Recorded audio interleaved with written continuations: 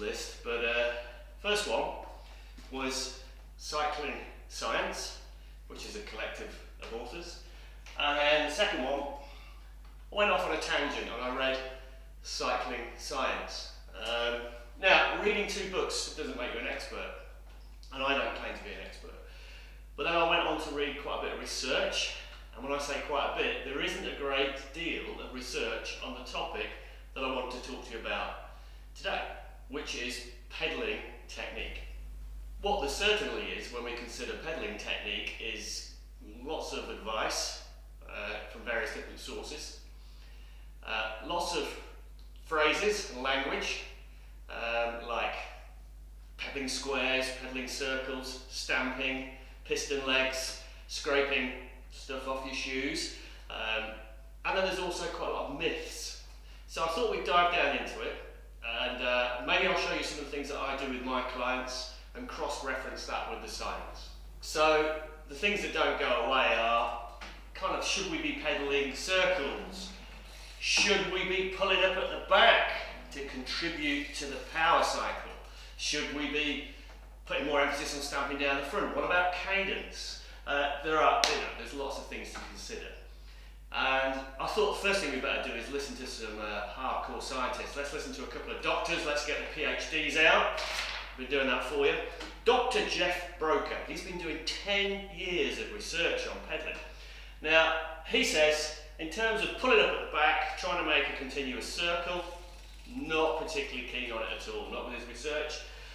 Actually, he thinks it could possibly increase injury because you're contributing too much from your hamstrings, particularly proximal hamstring tendonitis. I see that in the practice with my cyclists.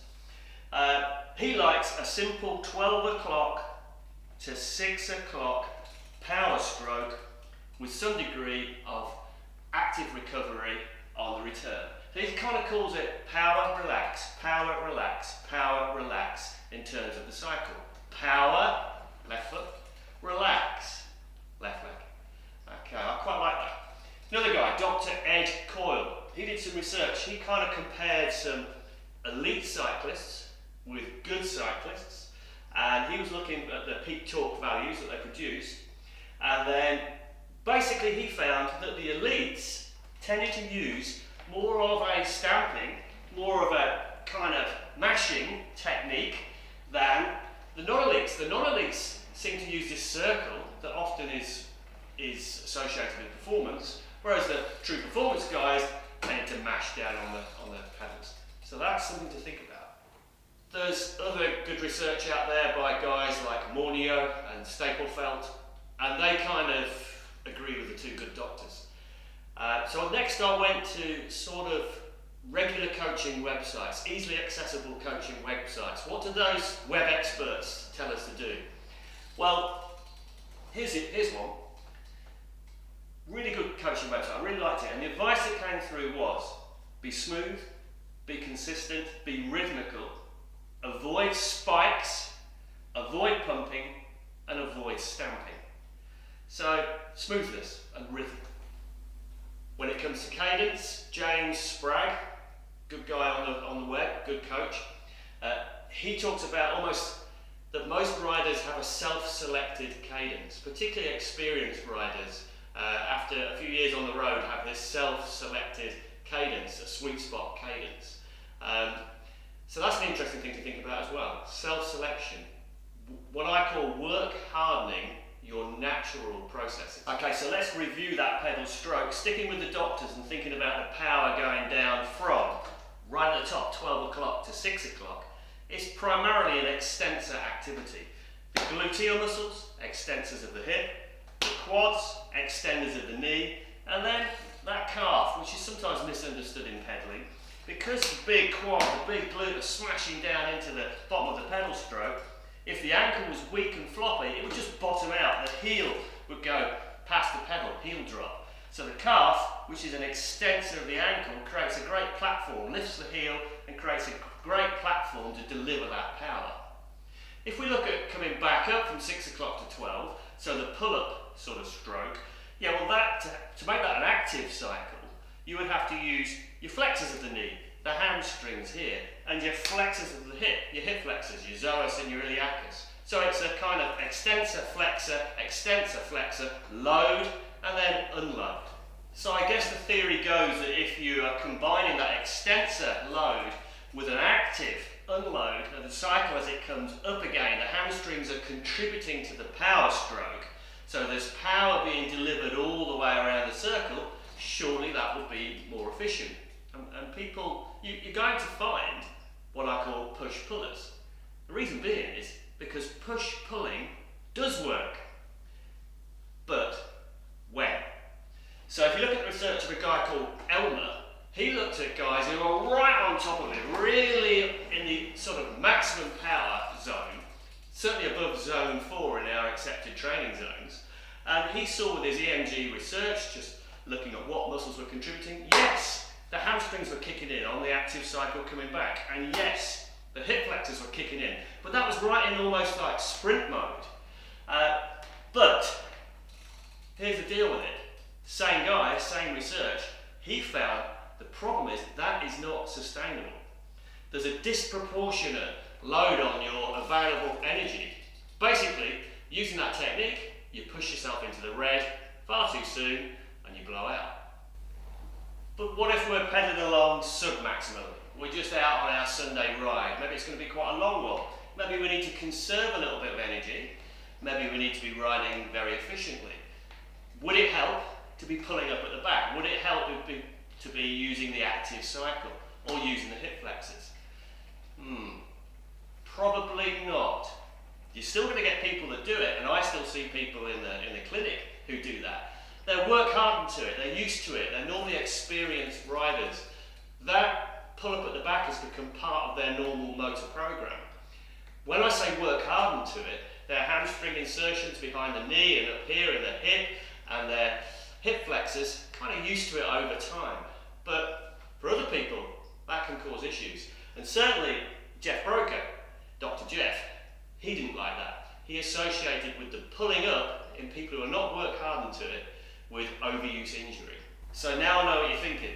So, well, what do you do as a cyclist? Do you just mash from 12 o'clock till 6 o'clock? Just go with that. You could do, but maybe a smart thing to do is to think about the pedal stroke as a two-sided entity.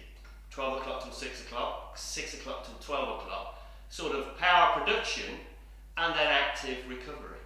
Now what we mean by active recovery is, if you look at my pedal stroke here, so down I go with the left leg, applying some force, I get down to normally around about there where maximal force is, just past 90 degrees, and then we get down to the bottom there. I'm starting to unload now. Now as I come back up again, the weight of my leg, because you know, it's quite heavy, okay, it's kind of pushing back down against the pedal there. It's creating a negative torque. It's not useful. In fact, you've got to think of it as my right leg now is going to lift the left leg, particularly if it was just kind of passive and hanging there. So actually, maybe as I come back up 6 to 12, I need to be lightening the load on the pedal. Maybe not pulling it up, but lightening the load. So that would then take extra force away from the downstroke on the opposite side. More efficiency. So what drills would help you do that? What practice could you do out on a ride or out of your training here? So think of it as trying to make your foot light in the shoe as you come up 6 to 12. So you're not trying to pull up, you're going to have a distinct drive phase down, a heaviness into the sole of the shoe, and then allow your foot to go light as it recovers back up again. So kind of heavy, light, heavy, light, heavy, light. So heavy, light is the mental image that you're using. You could also, to a certain extent, think about, probably not a great idea to think about pulling your foot up, but it may be wise to think about lifting your knee up. I didn't use the word pulling. Think of it as you're cycling there, and as the knee is coming back up into recovery, you just give it a gentle lift. In fact, in the clinic here, I tend to think of people using the whole thigh. I say lift the thigh. Lift the thigh on the recovery stroke. So as they're pedaling, lift, lift, lift, lift. Of course, another thing to do is just look at that pedal interface. Right now I'm clipped in, but when you're clipped in, there's a tendency to use that clip because I can aggressively pull up into the top of the shoe. Clip out, maybe do some riding on some flats. If you're on flats, if I'm down the bottom there, and obviously if I'm down the bottom and I pull up, I'm going to pop out of it. So practicing and maybe doing some turbo training with flats can help you into what we call that active recovery phase without being tempted into over pulling up. Now let's talk about ankling, which is another word that gets into the cycling vocabulary. And also you get French ankling, Belgian ankling, you get that stuff where you're scraping stuff off your shoes, so it's quite an unusual thing. And please don't go looking for research on ankling, because trust me, you're not going to find a great deal, if any. So what it really is about is really, what is the ankle doing within the pedal cycle? Is it really busy or is it static? Certain points of the pedal cycle, it's got to be doing something. You see, if I come up from 6 to 12 up into this position just here, it's got to go into a degree of dorsiflexion, and it's going to kind of, and dorsiflexion is when the knee is coming over the toes, and then it's going to kind of unload that through the pedal stroke just here, and to a certain extent now it's in its most potentially plantar flex position at the bottom. Now, at the bottom is where you see these ankle variations most. We get the heel down people, we get the flat people, we get the heel up people. And do you know, looking what I've read, it doesn't really matter which one you are, as long as it's consistent. Because what you're actually trying to do is not have too busy an ankle, not have it flapping all over the place. That'll also upset your motor program. It's just there to create a solid platform for the big guys, quads and glutes, to provide force. It's helped by having a super rigid sole in the shoe, but that can't do it on its own. So consistency of your ankle position, particularly down in the bottom of the stroke, is one of the most important things. Next, we have symmetry, so left-right symmetry. And now that's a real tough one, because believe it or not, there are loads of variables when you're looking at symmetry in cyclists. So it could be symmetry in power from 12 to 6, so part of the pedal cycle. It could be symmetry in total power produced comparing left and right leg. Or it could be a symmetry around the whole of the pedal cycle itself as a total volume of power as such.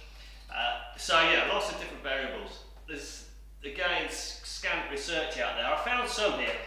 There's really an interesting comparison of symmetry between some elite riders and some sub-elite riders over quite a high workload, a high threshold activity.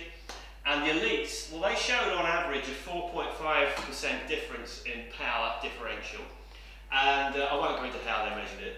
And the sub-elites, 15.1% difference, so quite a large difference. So that might have been suggesting that the elites have got it nailed being symmetrical. But it's not really the whole story, it's typical research, because who goes around, you know, at a maximum activity all day? Again, we don't, do we? So it kind of influences how you're using your pedal stroke. And certainly from what I've seen personally, using the watt bike, which is okay for looking at pedal, there are variables that it doesn't pick up. It seems that it's pretty common to have asymmetries, particularly in sub-maximal riding. The difference, how big is that difference? Well, I start to thinking if it is over 10%, I need to kind of perhaps drill down and find out why. There may be just, you know, valid reasons why. There may be an injury history. There may be something to do with, I don't know, leg lengths and asymmetries, that kind of stuff, but we don't worry about it too much. I guess what we would be more concerned about is what happens to symmetry when we cross-reference it with fatigue. And I didn't find hardly any research at all on that, because that's the most important thing, isn't it? So if you are going to look at pedal symmetry, sometimes it's perhaps a good idea to get that rider to come in fatigued, or you're going to have to fatigue them while they're here. Fatigued over time. Now, of course, we've got variables within the hardware itself. So we're talking bike fit, we're talking which cleats you go for, which shoes you go for, crank lengths, all that kind of stuff. It surprisingly doesn't have as much influence on your technique as you would think, because it's just a fixed point of contact. You've got to remember, cycling is very different to swimming. In swimming, for example, you know, your arm can flutter out here, the entry point can be slightly different, you're in a medium that is very malleable. Running is exactly the same. You could be a wide stance, narrow stance, short cadence, you might have great big long legs, you might be a heel hitter, you might be a foot hitter. It's an open chain, as we call it, activity. This thing it isn't. You're strapped in, you've got a contact point here, and you've got a firm contact point with the pedal. So, far less variables than what you would think. So, what about the famed single leg pedaling to improve your pedal stroke? It's a tough one, that. I've done a lot of that with people in the past, and I'm on high resistance here, and you can see I pretty much have to use that active recovery phase, and I'm doing a bit of a pull-up. If I lower the resistance, you kind of get a completely, momentum takes over, and you can see it pings over, almost get it. You hear it? As I go over the top, bang, one of those, bang, one of those. So, it's a funny thing, single leg pedaling. I think it's useful sometimes in a rehab situation when you're looking at strength development, but technique development, I'm not 100% sure.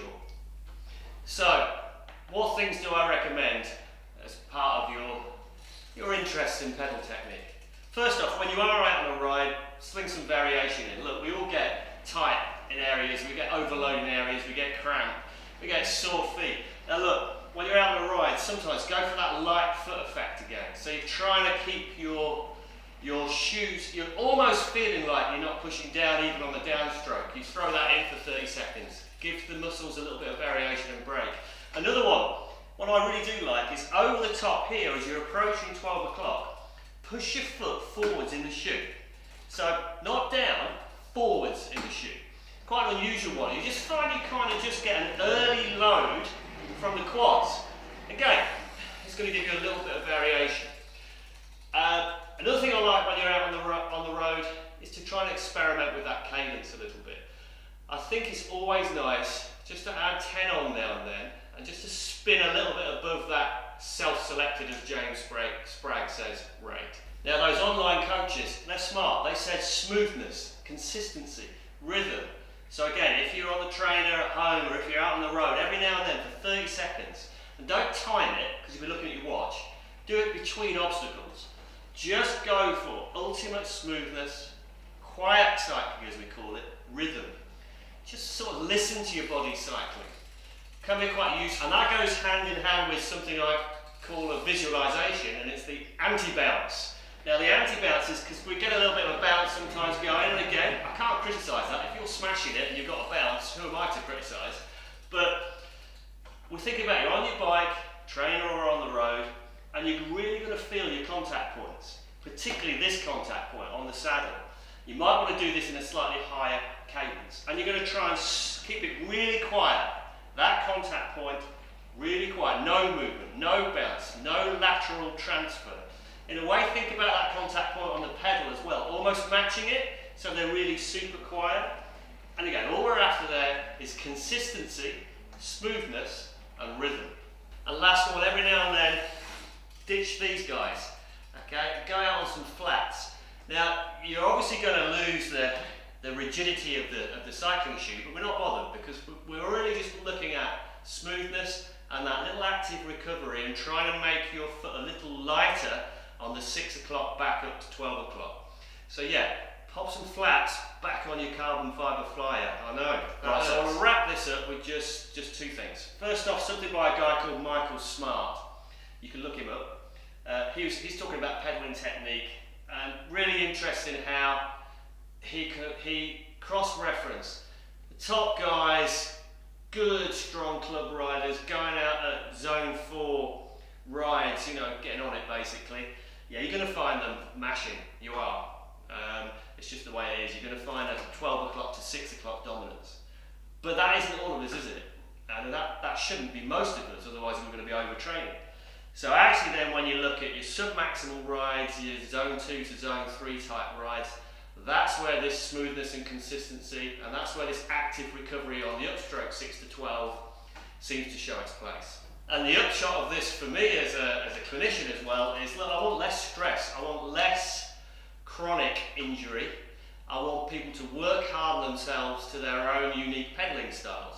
So I want less knee stress, less of the patellofemoral problems that I'm seeing all the time. I don't want to see the IT band, you know, and that fat pad getting all angry at the knee. I want to see less stress at the foot. Okay, I want to see people ringing me up and saying I don't get so much pins and needles and soreness in the foot as well. And I want to see less of this proximal hamstring tendonitis that I'm seeing far too much of, because people are maybe adopting a far too aggressive pedalling technique and thinking that's the right thing to do. However, we have missed something. There is something that can dramatically improve your pedalling. I don't know about technique, but certainly a pedalling. I might argue technique though. And it is strength. Getting strong, staying strong, getting your quads strong, getting your glutes strong, getting your calf strong, getting those what we call triple extensors strong. Okay? Squats, lunges, split squat, getting off the bike, getting strong. Do it. So, I have just one more thing for you. A brief sermon from Cycling Science.